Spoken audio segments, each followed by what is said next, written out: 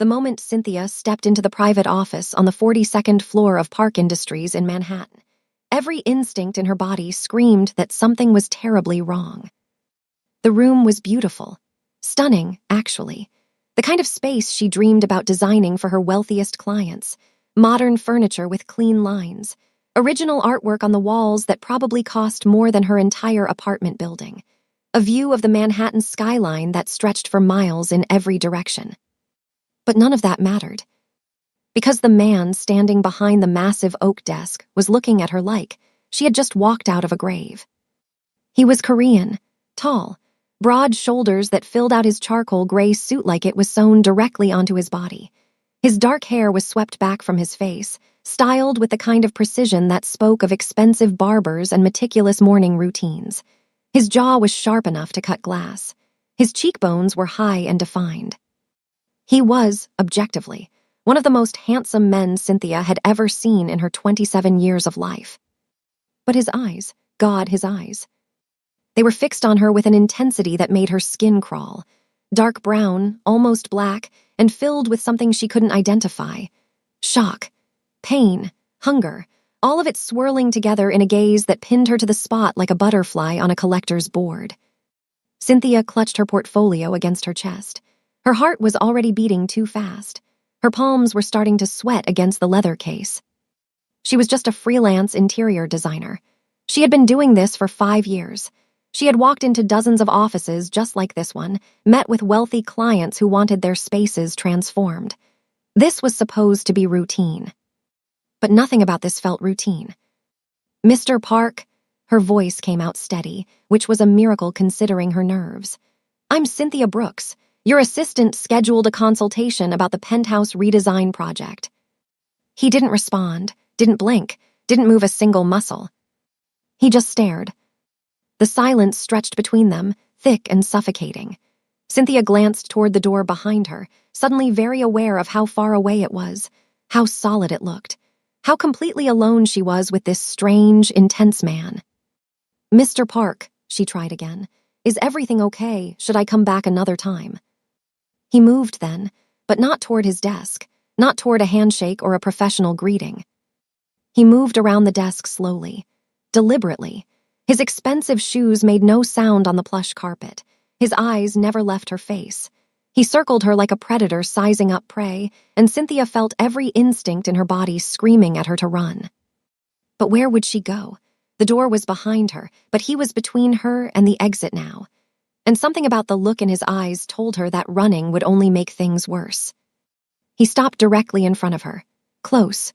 Too close. She could smell his cologne now, something rich and masculine and probably worth more than her monthly rent. She could see the faint shadow of stubble along his jaw, the slight flare of his nostrils as he breathed. His hand reached toward her shoulder. Cynthia stepped back instinctively, her back pressing against the closed door. Her portfolio fell from her hands and hit the carpet with a soft thud. "Who sent you?" His voice was low, controlled, but there was an undercurrent of something dangerous in it, something barely contained. "What? Nobody sent me, your assistant." "You're lying." He stepped closer again, eliminating the distance she had tried to create. His fingers brushed her arm, and she flinched like she had been burned. "Who told you to come here looking like her?" Cynthia's heart was pounding so hard she could hear it in her ears. Her wide eyes searched his face desperately, looking for any sign of reason. Any hint that this was some kind of misunderstanding that could be explained away. She found nothing but intensity, obsession. A man looking at her like she held the answer to every question he had ever asked. "Looking like who?" The words came out as barely more than a whisper. His jaw tightened. Something flickered in his gaze. Pain, rage, longing, all tangled together in a way that made her stomach flip with fear. "My wife." The words hung in the air between them. Heavy, impossible, completely insane. Cynthia opened her mouth to respond, to tell him he was crazy, to demand that he let her leave, to scream for help. But nothing came out, because the look on his face told her one terrifying truth. This man had no intention of letting her walk out of this office. Now, before we continue with what happens next, I need you to do me a quick favor.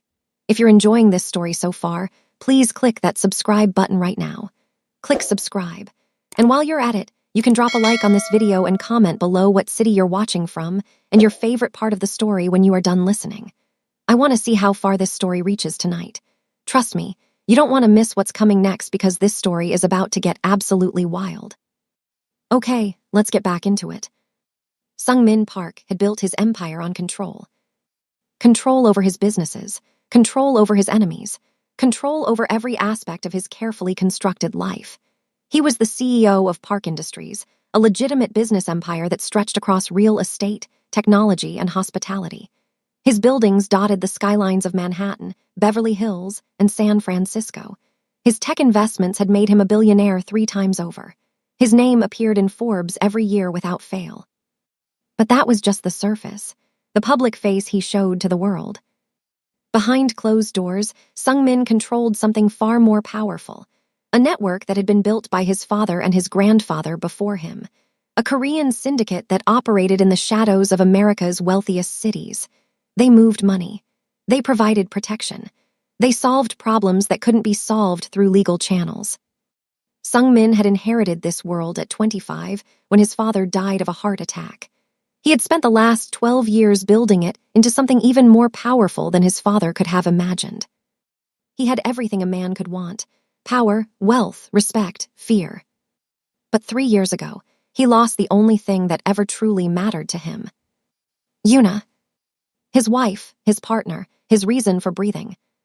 She had died in a car accident on a rainy night in Connecticut. Her car had gone off the road and into a ravine. By the time the authorities found the wreckage, the body had been swept away by the river. They searched for weeks. Sung-min had hired private teams to search for months. They never found her. He had refused to accept it at first, refused to believe that she could be gone. He had spent 2 years turning over every stone, chasing every lead, following every whisper of hope.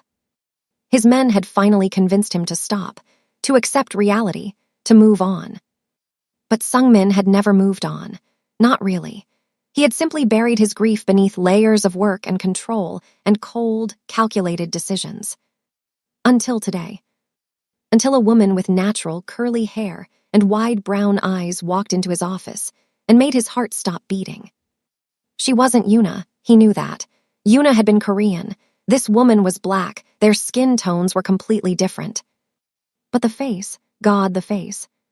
The same delicate bone structure, the same shape of the eyes, the same curve of the lips, the same way she tilted her head when she was confused.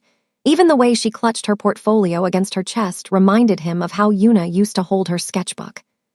It was impossible, completely, utterly impossible. And yet, here she was, standing in his office, looking at him with fear in those achingly familiar eyes. I don't understand what's happening. Her voice trembled slightly, but she was fighting to stay calm. He could see it in the way she squared her shoulders, the way she lifted her chin despite her obvious terror. I'm just here for a design consultation. I don't know anything about your wife. I've never even met you before. Sung-min studied her for a long moment. His mind was racing, processing information faster than he could consciously track. She was telling the truth. He could see it in her body language. She had no idea who he really was, no idea what she had walked into, no idea that her face had just turned her into the most important person in his world. "What's your name?" he asked. His voice came out calmer now, more controlled. Cynthia Brooks." "How old are you, Cynthia Brooks?" 27, she frowned at the question. "Why does that matter?" 27. Yuna had been 30 when she died, 3 years older than this woman. "Where are you from?" "Newark. I grew up in Newark." Her frown deepened. "Look, I really don't understand what's happening here. If you don't want to proceed with a consultation, that's fine. I'll just go and we can pretend this never happened." She bent down to pick up her fallen portfolio, clearly intending to make her escape.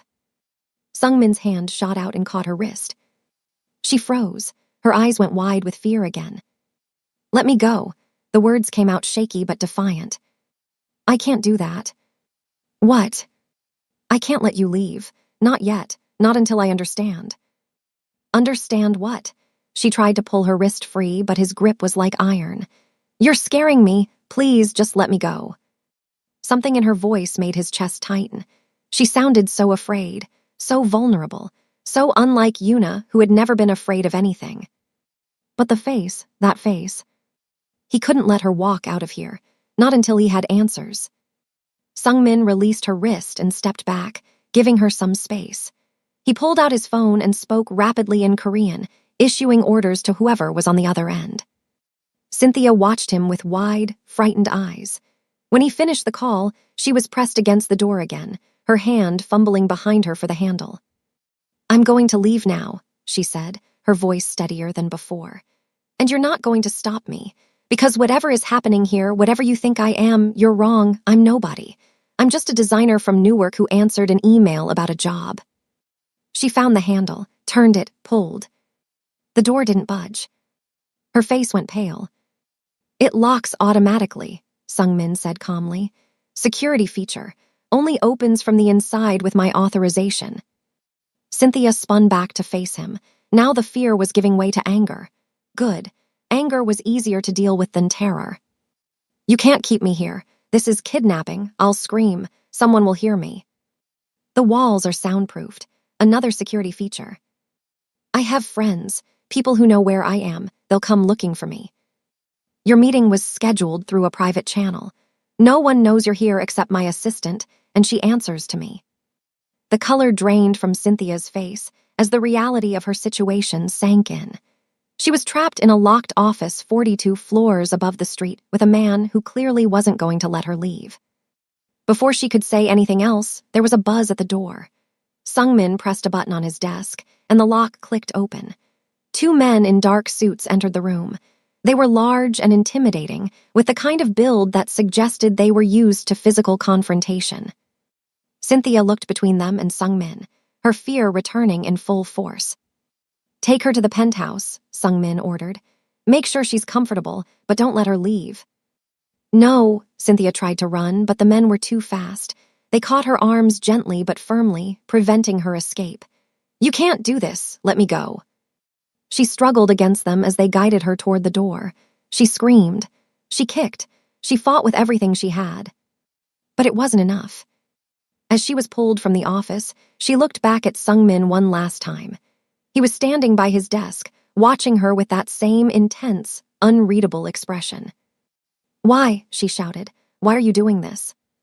He didn't answer, but something in his eyes shifted, something that almost looked like pain. The door closed behind her, cutting off her view of him.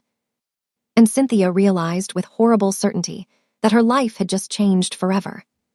Cynthia woke up in a bedroom that looked like it belonged in a magazine. The bed she was lying on was massive, king-sized at least, with sheets that felt like liquid silk against her skin. The headboard was upholstered in cream-colored leather. The mattress was so soft it felt like sleeping on a cloud. The room itself was decorated in neutral tones. Cream walls, champagne-colored curtains, furniture in soft grays and muted golds. Everything looked expensive. Everything looked carefully curated. Everything looked like a prison designed to make its captive forget she was trapped. Cynthia sat up slowly, her head pounding. She remembered struggling with the guards, remembered being brought to a car, remembered a needle prick in her arm. They had drugged her. Panic surged through her chest as she scrambled off the bed. She was still wearing her own clothes, thank God. Her cream blouse and black slacks from the meeting. Her shoes were gone, but otherwise she appeared unharmed. She ran to the windows first, floor-to-ceiling glass that overlooked what could only be Central Park. She was high up, very high up. The trees looked like broccoli florets from this height. The people on the paths below were barely visible specks. She tried to open the windows. They didn't budge, sealed shut. She ran to the door next, a heavy wooden thing that looked antique but felt like it was reinforced with steel. She pulled the handle, locked. She pounded on it with her fists. "Help! Someone help me! I've been kidnapped." No response, nothing but silence from the other side. She ran back to the windows and looked for any kind of latch or emergency release. Nothing. The glass was probably bulletproof. She searched the room for her phone, her purse, anything she could use to call for help. All of it was gone, even her watch had been taken. Cynthia sank to the floor with her back against the bed and tried to control her breathing. Her heart was racing. Her hands were shaking. She felt like she might throw up. Think, she told herself. Think. She was trapped in what appeared to be a luxury penthouse in Manhattan. She had been kidnapped by a man who thought she looked like his dead wife. She had no phone, no wallet, no way to contact anyone. Her best friend Monique knew she had a meeting today, but not where. Her landlord wouldn't notice she was missing for days. She had no family to wonder where she was, no boyfriend to raise an alarm. Nobody was coming to save her. The realization hit her like a punch to the stomach. She was completely, utterly alone.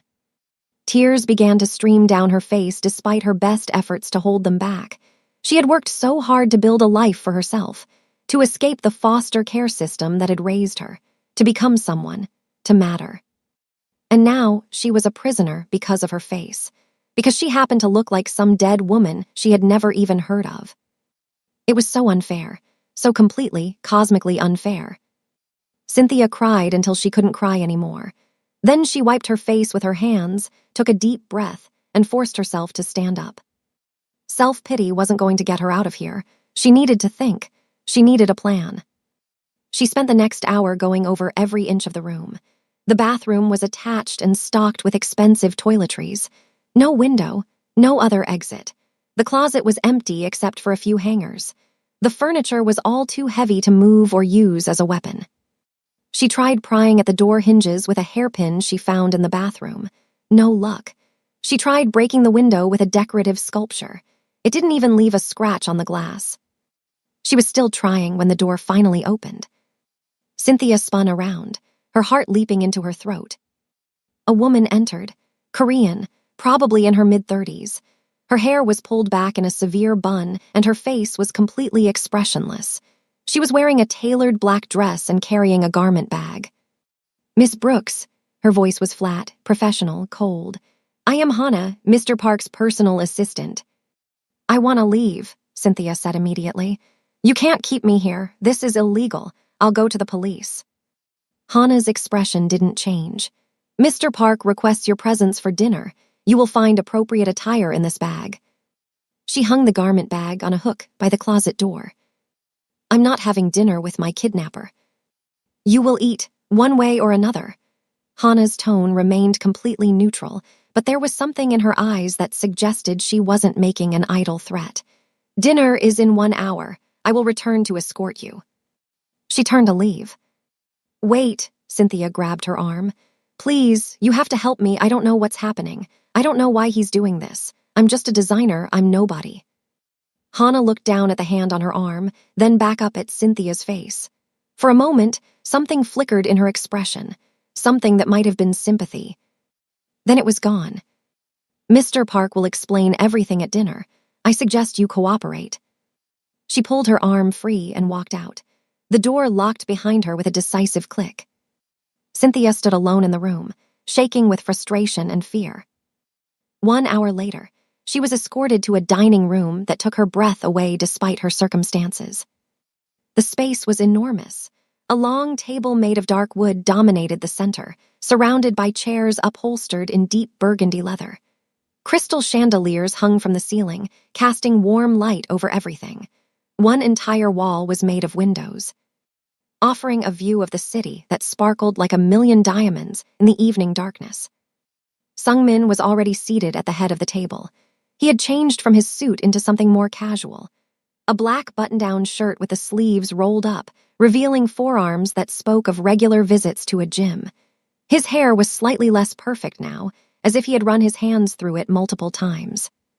He looked up when she entered. His eyes did that thing again, that intense starring thing that made her feel like he was seeing someone else when he looked at her.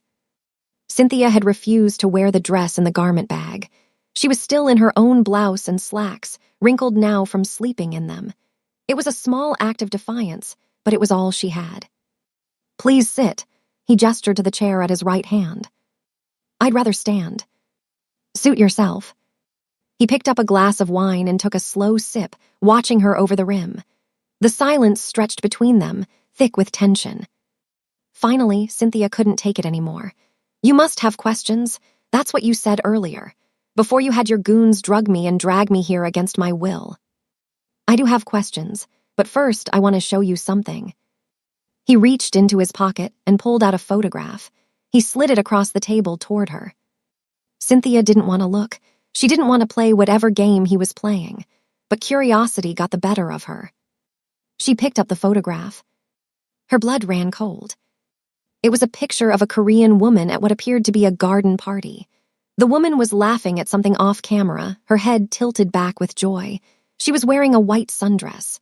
Her hair was long and dark, flowing over her shoulders. She looked elegant, kind, happy. She looked exactly like Cynthia. Not similar, not resemblant, exactly like her. The same bone structure, the same eyes, the same smile, the same way of tilting her head. If Cynthia didn't know better, she would have thought she was looking at a photograph of herself. But that was impossible. She had never worn that dress, never been to that party, never smiled like that with such carefree joy. Her name was Yuna, Sungmin said quietly. She was my wife. She died 3 years ago. Cynthia stared at the photograph, her mind struggling to process what she was seeing. This is insane. Her voice came out shaky. I'm not your wife. I'm not anyone's wife. I'm a designer from Newark.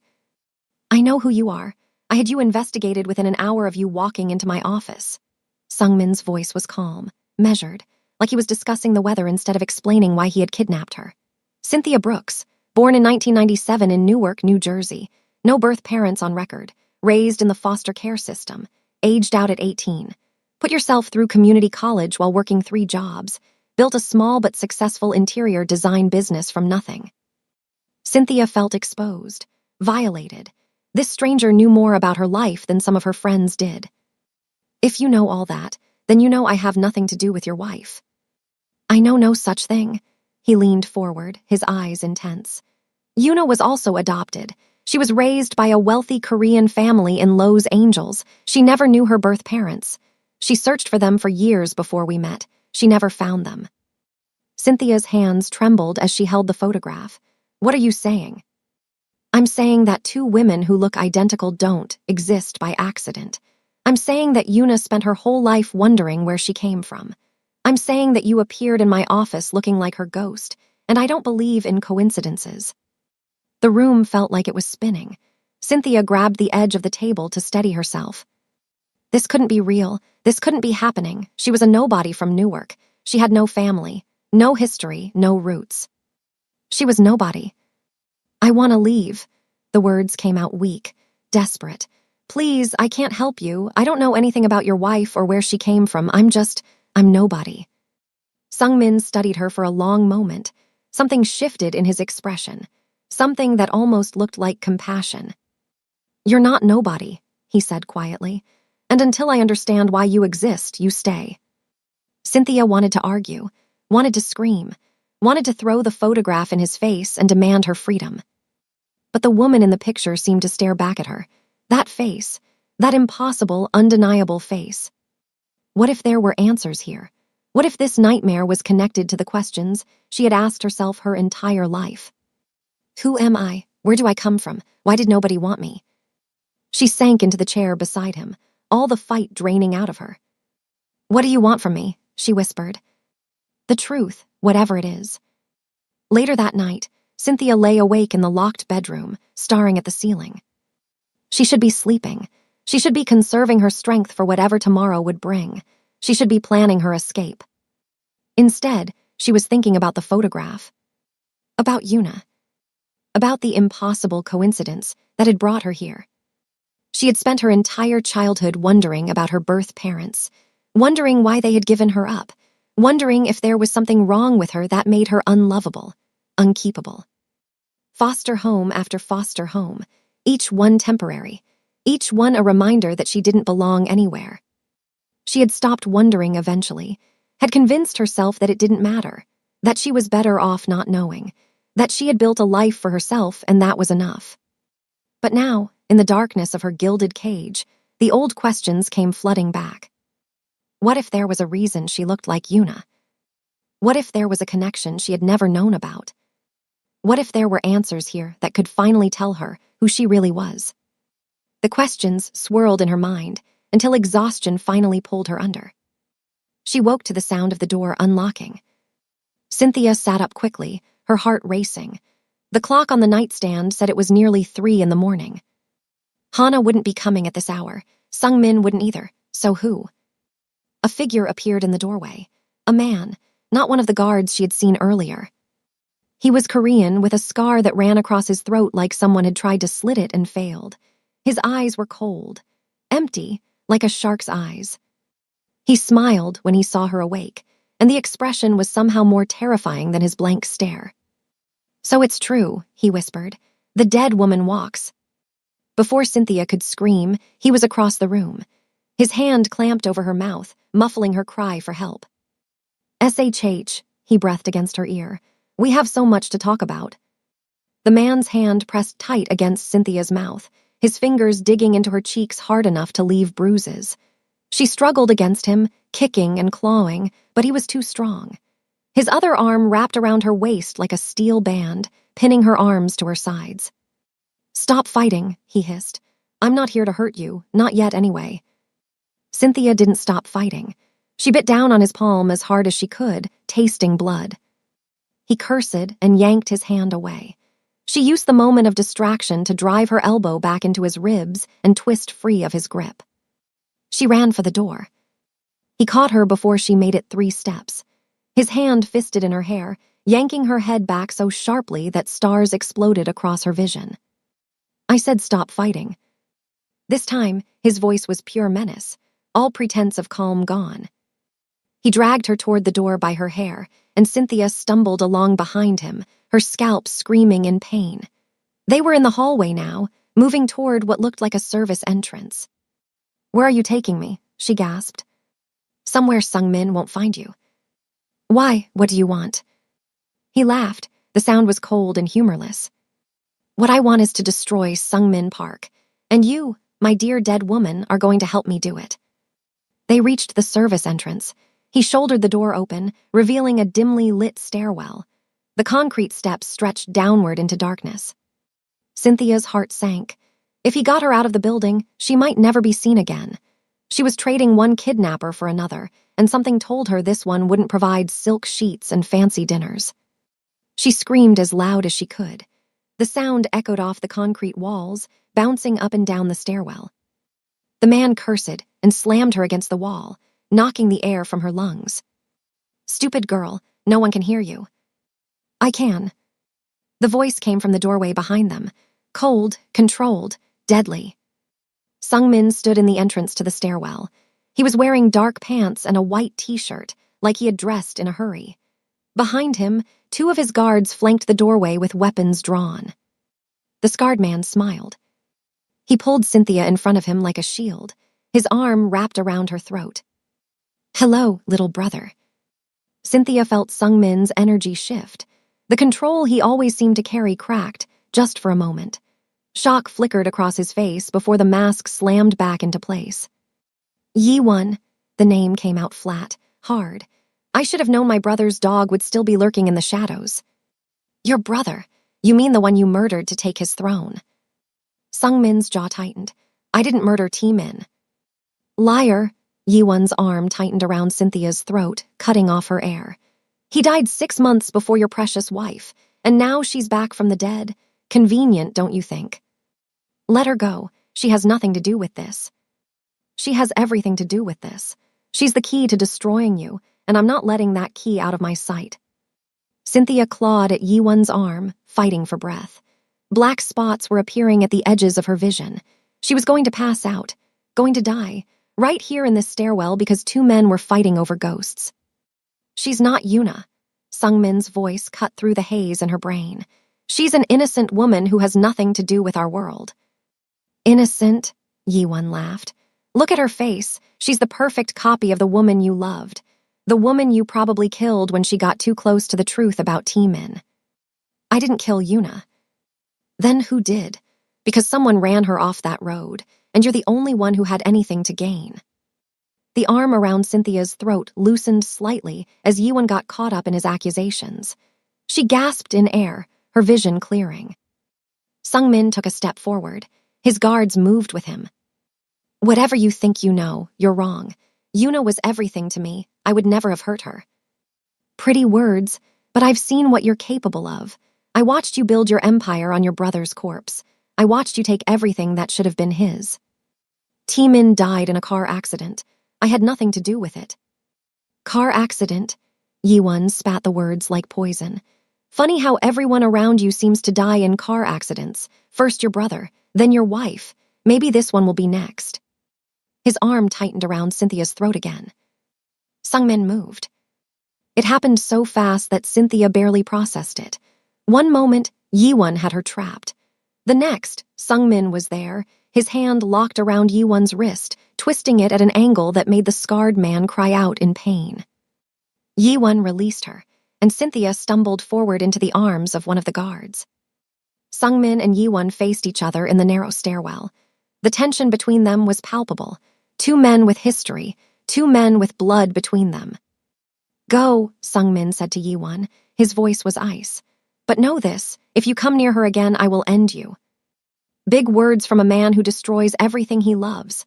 Yiwon backed toward the stairs, his eyes never leaving Sungmin's face. This isn't over, little brother. The truth always comes out eventually. He disappeared into the darkness of the stairwell. Sungmin stared after him for a long moment. Then he turned to Cynthia. Are you hurt? She was shaking, trembling from head to toe with adrenaline and fear and the memory of that arm crushing her windpipe. You people are insane, she whispered. All of you completely insane. Sungmin reached for her, and she flinched away. Don't touch me. Don't you dare touch me. Something flickered in his eyes, something that almost looked like hurt. I'm trying to protect you. Protect me, Cynthia laughed bitterly. You kidnapped me. You're keeping me prisoner. And now some psycho with a scar on his neck is trying to use me to destroy you. How is any of this protection? Yiwon is dangerous. If he had gotten you out of this building, you would be dead by morning. And if I stay here, what happens to me then? Sungmin didn't answer. His jaw was tight. His eyes were troubled. Cynthia shook her head. Take me back to the room. Lock me in again. But don't pretend you're the hero of this story. You're just another monster fighting for control of his kingdom. She walked past him without looking back. In the locked room, Cynthia sat on the floor with her back against the wall and tried to make sense of what had just happened. Yiwon, that was what Sungmin had called him. Apparently he was connected to Sungmin's brother, a brother who died 6 months before Yuna. Both of them died in car accidents, both deaths suspicious to at least one person. Yiwon believed Sungmin was a murderer, a man who killed his own brother and wife to consolidate power. Was he right? Cynthia thought about the intensity in Sungmin's eyes when he talked about Yuna, the pain that seemed to live just beneath his controlled surface, the way his voice had cracked when he denied killing her. He seemed genuine, but then again, the best monsters always did. She didn't know who to believe. She didn't know what the truth was. All she knew was that she was trapped in the middle of a war she didn't understand, and the only way out was to find answers. Who was Yuna? Why did they look identical? And who really killed the woman whose face Cynthia wore? 3 days passed. 3 days of locked doors and expensive meals, and Sungmin trying to convince her that he wasn't the villain of this story. On the 4th day, he came to her with a file. DNA results, he said, sliding it across the breakfast table. Cynthia had finally started wearing the clothes he provided, not because she had given up hope of escape, but because wearing the same outfit for 4 days was becoming unbearable. The designer dress she wore now was soft and comfortable, cream-colored with small buttons down the front. She looked at the file but didn't touch it. What kind of DNA results? I had my team collect samples from your room, hair, skin cells. I compared them to Yuna's profile. Cynthia felt her stomach tighten. You had no right to do that. I had no right to kidnap you either, but here we are. There was a hint of dark humor in his voice. Look at the results. She didn't want to. Whatever was in that file would change things. She could feel it. But she had spent her whole life wondering, searching for answers in empty files and sealed records and social workers who shrugged and said they didn't know. She opened the file. The page was full of scientific terminology she didn't fully understand. Charts and graphs and percentages, but one line stood out. Shared DNA, 50%. Cynthia read it again, then once more. What does this mean? It means you and Una share half of your genetic material, the same percentage shared by full siblings. The room tilted. Cynthia gripped the edge of the table. Siblings. Sisters. Sisters. She had a sister. Had a sister. Past tense. I have a sister, Cynthia whispered. Then, as the full weight of it hit her, had a sister, and she's dead, and I never even knew she existed. The tears came without warning, hot and sudden and completely beyond her control. They streamed down her face as something inside her broke open. All those years in foster care, all those nights wondering if anyone in the world shared her blood, all those empty spaces in her heart where family should have been. And now she knew. She had a sister, a real biological sister. And she would never meet her, never know her, never hear her voice or learn her laugh or find out what they might have had in common. Una was dead. Cynthia's sister was dead. And Cynthia had never even known her name. Sungmin watched her cry. For once there was no intensity in his gaze, no hunger or obsession, just sadness. He moved from his chair and knelt beside hers. He didn't touch her, just stayed close, present. Una searched for her birth family, he said quietly. She spent years looking, hired investigators, followed leads across the country. She never found them. Cynthia wiped her eyes with shaking hands. What happened to them, our parents? We don't know yet. My team is still investigating. But we know this much. You and Una were born in Newark in 1997 and 1994, respectively. 3 years apart. Same mother, same father. Then why were we separated? Why didn't anyone tell me? We're working on that. Cynthia looked at the DNA results again, the numbers that confirmed what her face had already suggested. She was connected to Una, really connected. Not just a strange coincidence, but blood, family. And someone had killed her family. Who did it? Her voice came out harder than before. The grief was already transforming into something else, something fiercer. Who killed her? Sungmin's jaw tightened. I don't know, but I'm going to find out. Yiwon thinks it was you. Yiwon is wrong. Prove it. He met her eyes. There was something new in his expression now. Respect, maybe. Like he was finally seeing her as something more than just a face. That's exactly what I intend to do. Over the next week, Cynthia went from prisoner to something more complicated. She still couldn't leave. The doors were still locked. Her phone was still gone, but Sungmin began including her in his investigation, sharing information, asking for her input. She learned more about Una, her childhood in Beverly Hills with her adopted parents, her career as an art curator, her marriage to Sungmin 4 years before her death. She learned about the night Una died, the rain, the winding road in Connecticut, the car that went off a cliff and into a river, the body that was never found. She learned about Sungmin's obsessive search, the 2 years he spent refusing to accept her death, the private investigators and the dive teams and the endless hope that she might somehow still be alive. And she learned about Taemin, Sungmin's older brother, the heir to the family empire who died in his own car accident 6 months before Una. Yiwon worked for him, Sungmin explained one evening. They were in his study, surrounded by files and photographs and the ghosts of the past. He was Taemin's right hand. When Taemin died, Yiwon lost everything. He blames me. Did you have anything to do with your brother's death? No, the answer came without hesitation. Taemin and I had our differences. He was older, more traditional. He thought I was too modern, too soft. But he was my brother. I would never have hurt him. Then who killed him? I don't know. The official investigation ruled it an accident, brake failure on a mountain road. But Yiwon never accepted that. He's been convinced it was murder ever since. And Una, was her death connected to Taemin's? Sungmin was quiet for a long moment. I never thought so. Taemin died in Korea. Una died here, 6 months apart. There was no obvious connection. But now I'm not sure of anything. Cynthia studied his face. In the dim light of the study, he looked older than his years, tired, haunted by questions he couldn't answer. She was starting to understand him. Not trust him, not yet, but understand him. He wasn't the monster Yi-Won claimed he was. He was a man drowning in grief and guilt and unanswered questions. A man who had grabbed onto her face like a lifeline because it was the closest he had come to Yuna in 3 years. It wasn't healthy, it wasn't okay, but she understood it. What if they're connected? She asked. Taemin's death and Yuna's. What if someone wanted them both dead? Then we need to find out who and why. The breakthrough came 2 weeks after Cynthia's kidnapping.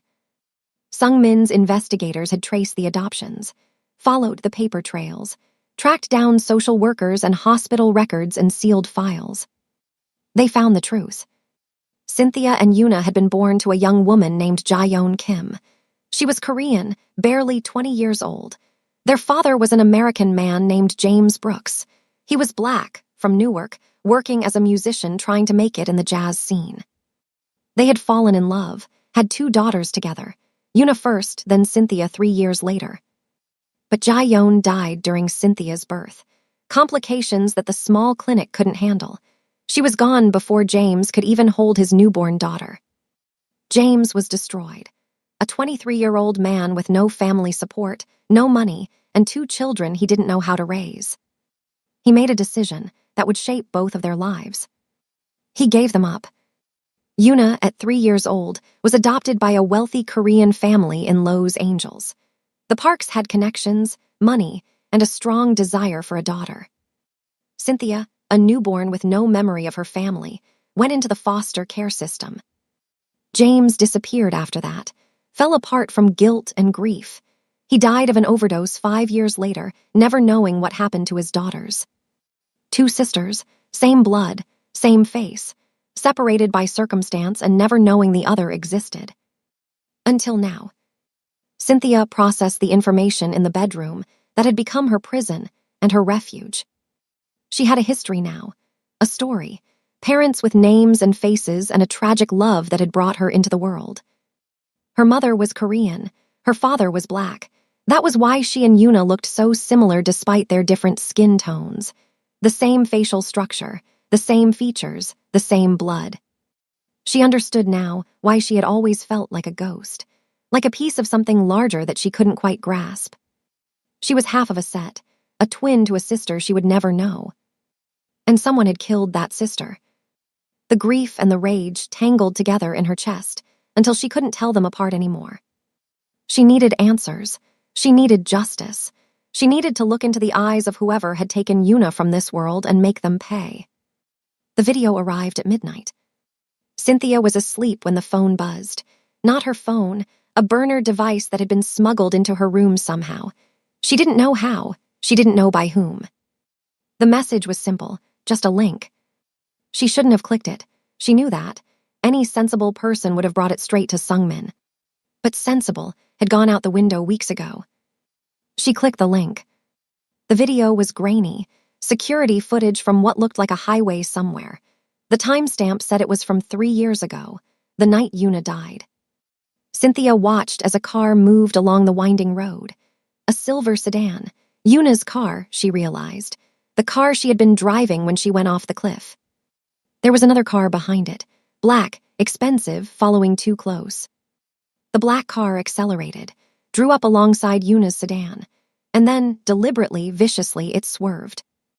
The silver car spun, hit the guardrail, went over. Cynthia's hand flew to her mouth as she watched her sister's car disappear into the darkness below. The black car stopped. A figure got out, walked to the edge of the cliff and looked down. Then it got back in the car and drove away. Murder, clear as day. Yuna hadn't died in an accident. She had been run off the road, killed deliberately by someone in that black car. Cynthia paused the video, rewound it, watched the moment of impact again. The black car, something about it was familiar. She zoomed in on the license plate. The image was blurry, but she could make out enough. Her blood went cold. She recognized that plate. She had seen it in the parking garage of this very building. It was Sungmin's car. The confrontation happened in the study. Cynthia burst through the doors without knocking, the burner phone clutched in her hand like a weapon. Sungmin looked up from his desk, surprise flickering across his face. "How did you get out of?" "You killed her." Cynthia's voice was steady, cold, the voice of a woman who had just watched her sister die. "You killed my sister." Sungmin went very still. "What are you talking about?" She threw the phone at him. It skidded across the desk and stopped against his keyboard. "Watch it." He picked up the phone, pressed play, watched. Cynthia saw his face change as the video progressed. Confusion, horror, and something else, something that looked like recognition.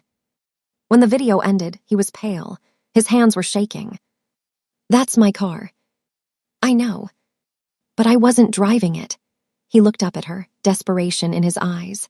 "Cynthia, I swear to you I wasn't driving that car. I was in Seoul. I have records, flight logs, witnesses. I was on the other side of the world when Yuna died." "Then explain the video." "I can't." He ran a hand through his hair, destroying its careful styling. "Someone took my car. Someone used it too," his voice broke. "Someone used it to kill her and frame me." Cynthia wanted to believe him. Despite everything, despite the kidnapping and the captivity and the insanity of her situation, she wanted to believe him. But the video was clear, and trust was not something she gave easily. "How do I know you're telling the truth?" "I'll show you the flight records, the security footage from the airport in Seoul, the witnesses who can confirm I was there. Records can be faked, witnesses can be bought." "Then what do you need? What will it take for you to believe me?" Cynthia stared at him, at the desperation in his eyes, the grief that seemed to have cracked him wide open. "Let me go," she said. "If you're innocent, let me go. Let me take this video to the police. Let them investigate." Sungmin's jaw tightened. "The police can't help you. This goes deeper than local law enforcement. Whoever did this has connections, power. They'll bury the investigation before it starts." "Then we go to the FBI." "Same problem." "So what? We just let them get away with it." "No," his voice hardened. "We find them ourselves, we build an airtight case, and then we destroy them." Cynthia laughed bitterly. "We? There is no we, you're my kidnapper." "You might be my sister's killer. Why would I ever work with you?" "Because I'm the only one with the resources to find the truth, and because you want justice for Yuna as much as I do." She hated that he was right, hated that she needed him, hated the entire twisted situation she had found herself in. But she did need him. She was trapped in his world, surrounded by his enemies, with no phone and no money and no way out. If she wanted answers, she had to play his game. For now. "Fine," she said through gritted teeth. "We work together, but if I find out you're lying, if I find any evidence that you killed my sister, I will destroy you myself." Sungmin met her eyes. "If I killed Yuna, I'll hand you the weapon." The investigation that followed was intense. Sungmin pulled in every resource he had: private investigators, tech experts, former intelligence operatives who owed him favors. They traced the black car from the video. It had been stolen from Sungmin's private garage and returned before anyone noticed it was missing. The security footage from that night had been erased. They analyzed the video frame by frame. The figure who got out of the car was wearing a hood, face obscured. But their build, their gait, it matched someone in Sungmin's inner circle. They dug into Taemin's death, found inconsistencies in the official report. Brake failure, they said, but the mechanic who inspected the car had been paid off, and the investigator who closed the case had retired to a mansion he couldn't possibly afford on his salary. The pieces started coming together. Both deaths were murders. Both murders were connected. And both led back to one person. Cynthia was beginning to understand the shape of the conspiracy. Someone had killed Taemin, then 6 months later killed Yuna, both deaths made to look like accidents, both investigations quietly buried. But who and why? The answer came from an unexpected source. Vincent Cho was Sungmin's accountant, a nervous little man who had worked for the Park family for 15 years. He handled the legitimate side of the business: taxes, investments, property holdings. He also, apparently, knew things he wasn't supposed to know. Sungmin and Cynthia flew to Palo Alto to meet with him. Vincent had refused to discuss anything over the phone. Too risky, he said. Too many ears listening. They met in a private conference room at a tech company Sungmin owned. Vincent was sweating when they walked in, his eyes darting nervously around the room. "You need to understand," he said before they even sat down. "I didn't know what was happening. I just followed orders. I just did my job." "Start from the beginning," Sungmin said. His voice was calm, but there was steel beneath it. Vincent swallowed hard. "It started about 4 years ago. Money started moving through the accounts in ways that didn't make sense. Small amounts at first, then larger. I traced it to a shell company based in Singapore." "Who was behind the shell company?" "I don't know, but whoever it was had access to your personal accounts, your private accounts, the ones only family can touch." Sungmin's face went hard. "Only family?" "I thought it was you at first, or maybe one of your cousins. I didn't ask questions. I just processed the transfers." "How much?" Vincent's hands trembled. "Over 4 years, nearly $50 million. The number hung in the air. Cynthia saw Sungmin's jaw tighten. "You're saying someone in my family has been stealing from me for 4 years, and you never said anything." "I tried," Vincent's voice cracked. "I tried to bring it up once with T-Min before he died." The room went very quiet. "What did T-Min say?" "He said he'd look into it. That was 2 weeks before his accident." Vincent's eyes filled with tears. "Then Yuna died and everything was chaos, and I thought if I kept my head down, I'd be safe." Cynthia leaned forward. "Safe from who?" "From whoever killed them. Don't you understand?" Vincent looked between them with wild eyes. "T-Min and Yuna both found out about the money, and they both died. Whoever is behind this, they don't leave loose ends." Sungmin's voice was low, dangerous. "Who do you think is behind it?"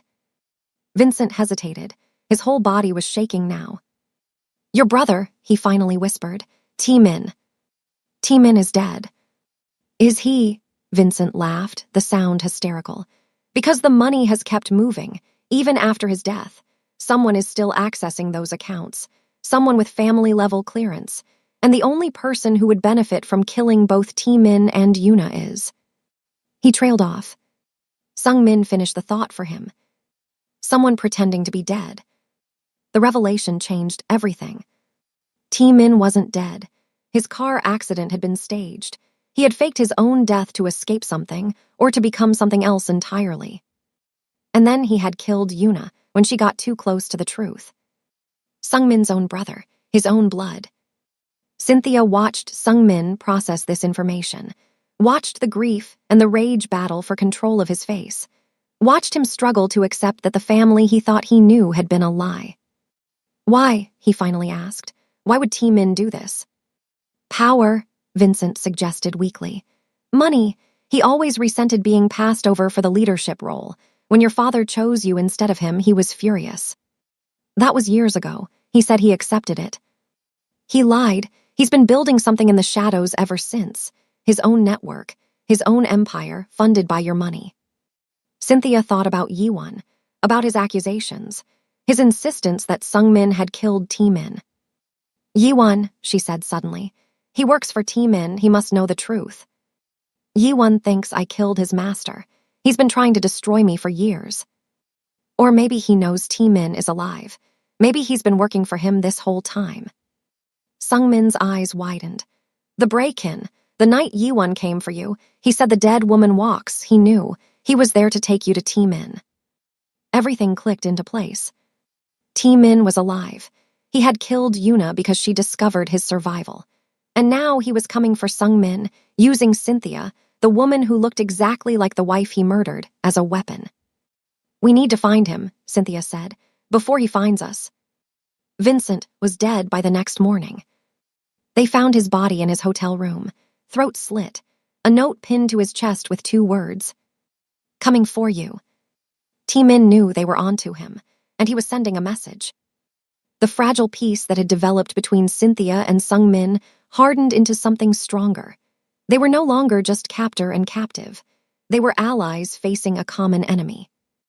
An enemy who had killed Cynthia's sister. An enemy she was determined to destroy. They returned to New York under heavy security. Sung-min had tripled his personal guard. Every car was swept for tracking devices. Every entrance was monitored. Every person who came near them was vetted and revetted. It wasn't enough. Min had spent 3 years building his network in the shadows. He had people everywhere, in Sung-min's businesses, in his home, in his inner circle. The betrayal came from the last person they expected. Hana, Sung-min's personal assistant, the woman who had been with him for 8 years, the woman who knew every detail of his life, his schedule, his security protocols. Cynthia woke in the middle of the night to find Hana standing over her bed with a knife. "I'm sorry," Hana whispered. Her face was wet with tears. "But he pays me more." Cynthia screamed. The knife came down. Cynthia rolled, the blade slicing through her pillow where her head had been a moment before. Feathers exploded into the air. She kept rolling, falling off the bed and scrambling across the floor. Hana pursued her.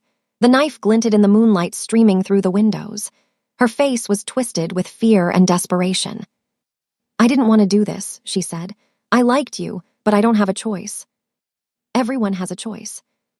Cynthia grabbed a lamp from the nightstand and hurled it at Hana's head.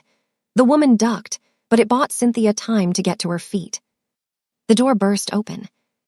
Sung-min was there, 2 guards behind him. His eyes took in the scene in an instant, the knife, the destroyed pillow, the terror on Cynthia's face. He moved before anyone else could react. He had Hana's wrist in his grip, twisting until she cried out and dropped the knife. His guards grabbed her, forcing her to her knees. "How long?" His voice was ice, cold and sharp and deadly. "How long have you been working for him?" Hana sobbed. 3 years, since before Yuna died. He reached out to me after Min's accident, said he had survived, said he was building something new, said I could be part of it. "You helped him kill Yuna." "No, I didn't know. I swear I didn't know he was going to kill her. I just passed information. Schedules. Locations. I didn't know what he was planning." Sung-min's face was a mask of barely controlled rage. "Take her. Lock her up. Don't let anyone near her until I decide what to do." The guards dragged Hana away. Her sobs echoed down the hallway. Sung-min turned to Cynthia. "Are you hurt?"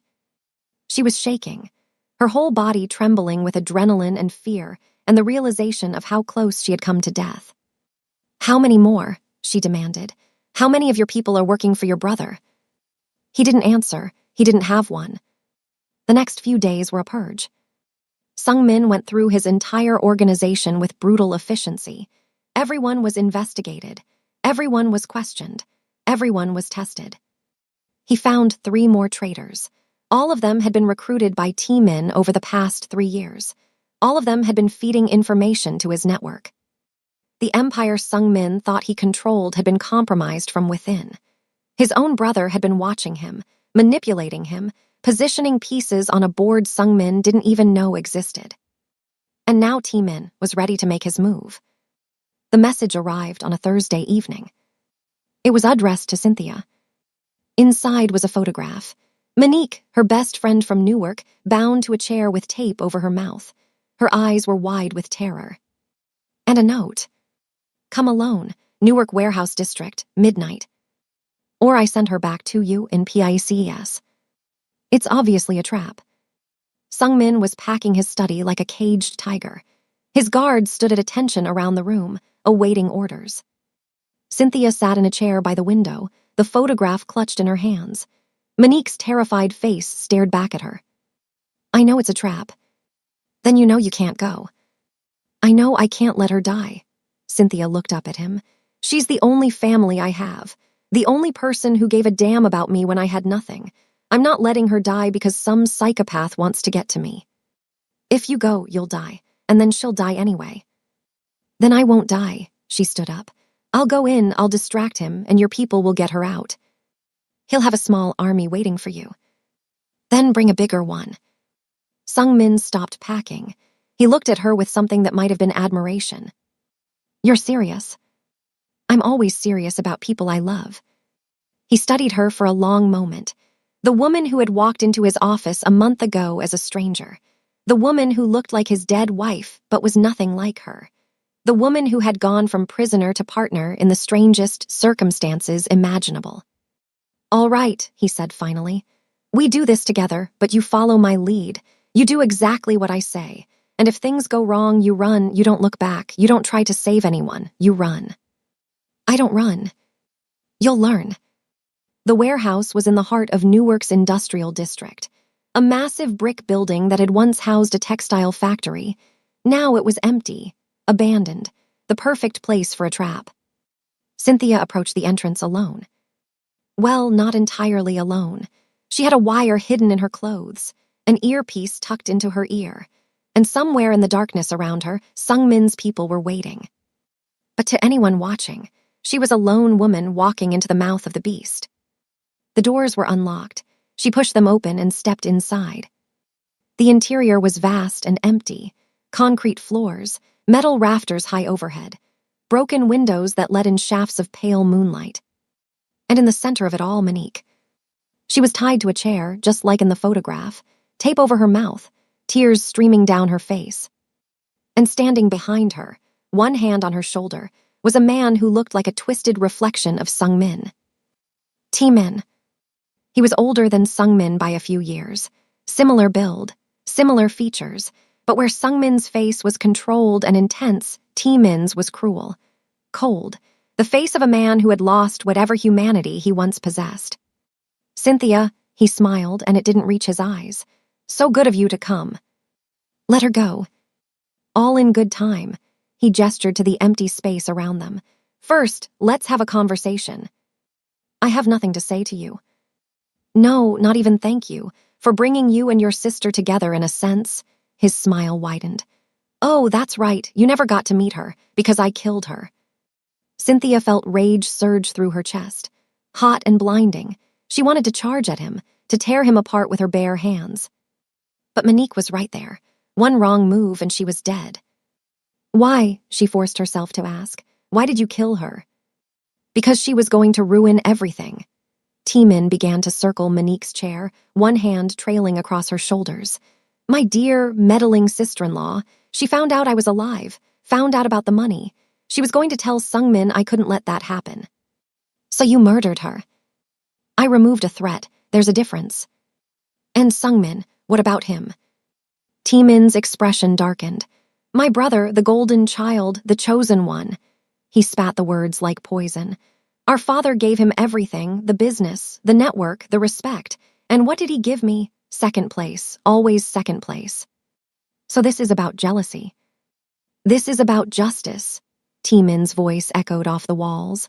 "I built as much of this empire as he did. I sacrificed just as much. And I was pushed aside like garbage, so I took what I deserved. I built my own network, my own power. And now I'm going to take everything from him, just like he took everything from me. By killing innocent people, by murdering your sister-in-law, by kidnapping my friend." T-Min's cold smile returned. "Collateral damage. In war, sacrifices must be made." "There is no war. There's just a bitter, broken man who couldn't handle not being special." T-Min's face twisted with rage. He started toward her, his hand raised. The doors exploded. Sungmin's men came pouring in from every entrance, armed, coordinated, moving with military precision. T-Min's people responded. Gunfire erupted. The warehouse became a battlefield. Cynthia dove for Monique. She reached the chair, tearing at the ropes binding her friend's wrists. I've got you. We're getting out of here." Monique was sobbing. The tape came off her mouth and she gasped for air. "Cynthia, behind you." She spun. T-Min was there, a gun in his hand, aimed at her head. "You think you can take everything from me?" he snarled. I won't let any of you." A shot rang out. But it didn't come from T-Min's gun. Sungmin stood 10 feet away, his weapon raised, smoke curling from the barrel.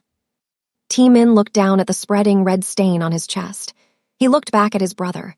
Confusion, disbelief, and then, finally, something that might have been acceptance.